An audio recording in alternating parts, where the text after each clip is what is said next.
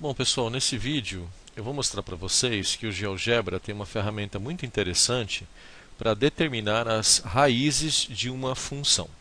Então, por exemplo, eu venho aqui no campo de entrada e vou colocar aqui uma função h de x.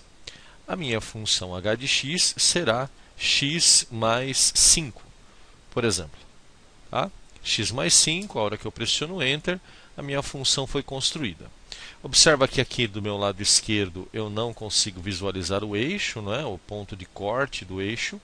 Então eu venho aqui na ferramenta Mover, trago a ferramenta Mover até sobre a minha área quadriculada, clico com o botão esquerdo do mouse e mantenho clicado, e aí eu puxo o meu quadriculado. Observe então agora que a gente tem a visualização possível do ponto de corte aqui com o eixo X. Então eu vou voltar a selecionar a minha ferramenta de seleção e nós vamos utilizar o recurso da ferramenta Raízes.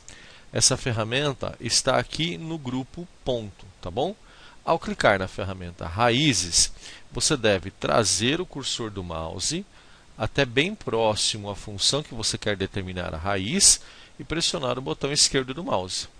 Observe que automaticamente o GeoGebra criou o ponto A e já colocou as suas coordenadas aqui na janela de álgebra. O procedimento é o mesmo quando fazemos, por exemplo, uma função quadrática. Então, por exemplo, x elevado ao quadrado menos 1.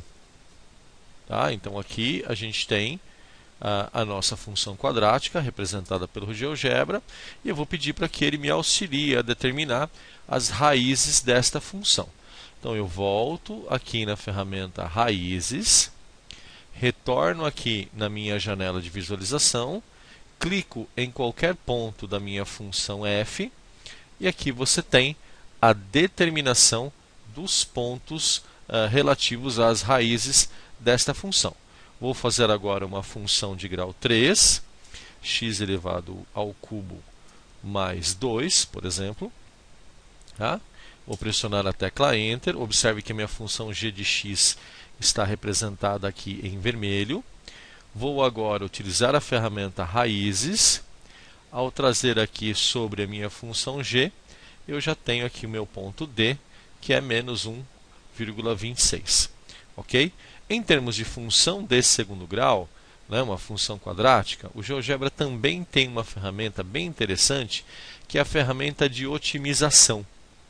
Quando você utiliza essa ferramenta de otimização e clica sobre a função de segundo grau, ele determina para a gente as coordenadas do vértice.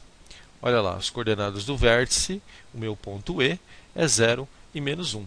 Então, a ferramenta otimização e a ferramenta Raízes estão aqui dentro do grupo de ferramentas ponto.